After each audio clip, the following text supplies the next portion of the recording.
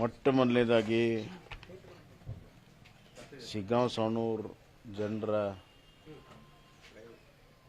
ಒಂದು ತೀರ್ಪೇನಿದೆ ಅದನ್ನು ನಾವು ತೆರೆಬಾಗಿ ಒಪ್ಕೊಳ್ತೇನೆ. ಅವರ ತೀರ್ಪನ್ನು ನಾನು ಗೌರವಿಸ್ತೇನೆ, ಸ್ವೀಕಾರ ಮಾಡ್ತೀನಿ. ಕಾಂಗ್ರೆಸ್ ಅಭ್ಯರ್ಥಿ ಅಸೀರ್ ಖಾನ್ ಪಠಾಣ್ಗೆ ಅಭಿನಂದನೆಗಳನ್ನು ನಾನು ಸಲ್ಲಿಸ್ತೇನೆ. ಒಂದು ನಿಮಿಷ ಪೂರ್ತಿ ಮಾಡಿ. ಅಲ್ಲಿಯ ಜನಸ್ಪಂದನೆ ನೋಡಿದಾಗ ನಮಗೆ ಗೆಲ್ಲುವಂಥ ವಿಶ್ವಾಸ ಇತ್ತು. ಆದರೆ ವಿಪರೀತವಾಗಿರುವಂಥ ಹಣದ ಹೊಳೆಯನ್ನು 2 ದಿವಸ ಹರಿಸಿ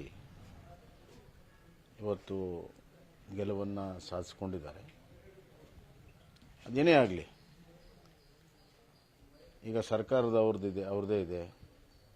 ಆಡಳಿತ ಪಕ್ಷದ ಶಾಸಕರು ಜನ ಆಯ್ಕೆ ಮಾಡಿದ್ದಾರೆ. ಶಿಗ್ಗಾಂವ್ ಸವಣೂರು ಕ್ಷೇತ್ರ ಸಾಕಷ್ಟು ಅಭಿವೃದ್ಧಿಯನ್ನು ಮಾಡಿದ್ದೇವೆ. ಆ ಅಭಿವೃದ್ಧಿಯ ಒಂದು ಪರ್ವ ಮುಂದುವರಿಲಿ ಅಂತ ನಾನು ಹಾರೈಕೆ ಮಾಡ್ತೀನಿ. ಮತ್ತು ಶಿಗ್ಗಾಂವ್ ಸವಣೂರು ತಾಲೂಕಿನ ಜನರಿಗೆ ಒಳ್ಳೆಯದಾಗಲಿ ಅಂತ ನಾನು ಬಯಸ್ತೇನೆ.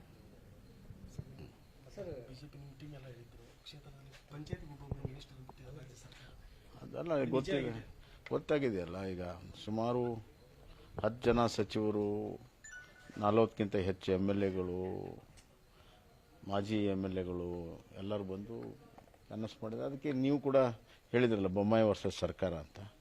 ಇಲ್ಲಿ ಸರ್ಕಾರದ ಯಂತ್ರ, ಹಣ, ಅದರ ಲಾಭದಿಂದ ಅವ್ರು ಗೆದ್ದಿದ್ದಾರೆ. ಸರ್, ಮಹಾರಾಷ್ಟ್ರ ಮತ್ತು ಜಾರ್ಖಂಡ್ ಚುನಾವಣೆ, ಮಹಾರಾಷ್ಟ್ರದಲ್ಲಿ ಬಿಜೆಪಿ ಭರ್ಜರಿ ಇದು ಮಾಡಿದೆ ಸರ್. ಅಂದರೆ ಮಾಹಿತಿ ಮಹಾರಾಷ್ಟ್ರದಲ್ಲಿ ನಿರೀಕ್ಷೆಯಂತೆ ಬಿಜೆಪಿ ನೇತೃತ್ವದ ಮಹಾಯುತಿ ಅಬ್ಸಲ್ಯೂಟ್ ಮೆಜಾರಿಟಿಗಿಂತ ಹೆಚ್ಚು 2/3 ಮೆಜಾರಿಟಿ ಹತ್ರ ಇವತ್ತು ಗೆಲ್ತಾ ಇದೆ.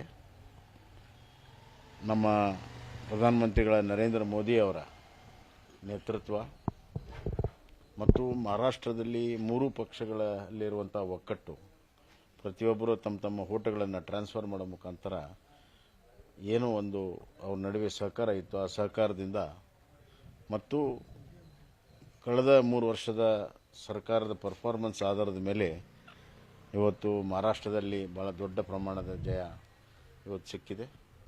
ಇದು ನರೇಂದ್ರ ಮೋದಿ ಅವರ ಲೋಕಸಭಾ ನಂತರ ನರೇಂದ್ರ ಮೋದಿ ಅವರು ಪರವಾಗಿ ಜನ ಗಟ್ಟಿಯಾಗಿ ನಿಂತಿರುವಂಥದ್ದು ಸಾಕ್ಷಿಯಾಗಿದೆ.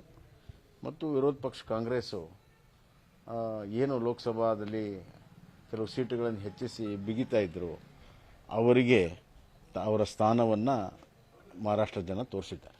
ಸರ್, ಈ MP ಚುನಾವಣೆಯಲ್ಲಿ ಶಿಗ್ಗಾಂವ್ ಕ್ಷೇತ್ರದಲ್ಲಿ ಸ್ವಲ್ಪ ಕಡಿಮೆ ಅಂತರ ಬಂದಿತ್ತು ಸರ್. ಅವಾಗಲೇ ಅಲರ್ಟ್ ಆಗಿದ್ರೆ ಏನಾದರೂ ಗೆಲ್ಲುವಂಥ ಸಾಧ್ಯತೆ ಇಲ್ಲ. ಅಲರ್ಟ್ ಆಗಿ ಏನೆಲ್ಲ ಕೆಲಸ ಮಾಡಿದ್ದೀವಿ, ಆದರೆ ಇಡೀ ಸರ್ಕಾರ ಬಂತು. ಕೆಲವು ವಿಚಾರಗಳನ್ನು ನಾವು ಬೇರಂಗೆ ಹೇಳೋಕ್ಕಾಗಲ್ಲ. ಭಾಳ ದೊಡ್ಡ ಪ್ರಮಾಣದಲ್ಲಿ ಆಡಳಿತ ಯಂತ್ರ, ಮಂತ್ರಿಗಳು, ಹಣದ ದುರುಪಯೋಗ ಭಾಳ ಆಗಿದೆ. ಮತ್ತು ಸಾಮಾನ್ಯವಾಗಿ ಉಪಚುನಾವಣೆಯಲ್ಲಿ ಸರ್ಕಾರಕ್ಕೆ ಒಂದು ಅಡ್ವಾಂಟೇಜ್ ಇರ್ತದೆ. ನಾವು ಕೂಡ ಒಂದು ಕಾಲದಲ್ಲಿ 17 ಬೈ ಎಲೆಕ್ಷನಲ್ಲಿ 13 ಗೆದ್ದಿದ್ವಿ. ಇದು ಸರ್ಕಾರದ ಪರ್ಫಾರ್ಮೆನ್ಸ್ ಮೇಲೆ ಇದು ಒಂದು ಹೋಟ್ ಅಂತಲ್ಲ. ಹಿಂದೆ ನಾವು 17 ಗೆದ್ದಿದ್ವಿ, ಆ 17ರಲ್ಲಿ 13 ಗೆದ್ದಿದ್ವಿ. ತದನಂತರ ನಾವು ಸರ್ಕಾರ ಕಳ್ಕೊಂಡಿದ್ದೇವೆ. ಹೀಗಾಗಿ ಕಾಂಗ್ರೆಸ್ ಪಕ್ಷ ತಮ್ಮ 1.5 ವರ್ಷ ಆಡಳಿತಕ್ಕೆ ಸರ್ಟಿಫಿಕೇಟ್ ಅಂತ ತಿಳ್ಕೊಳ್ಳೋ ಅವಶ್ಯಕತೆ ಇಲ್ಲ.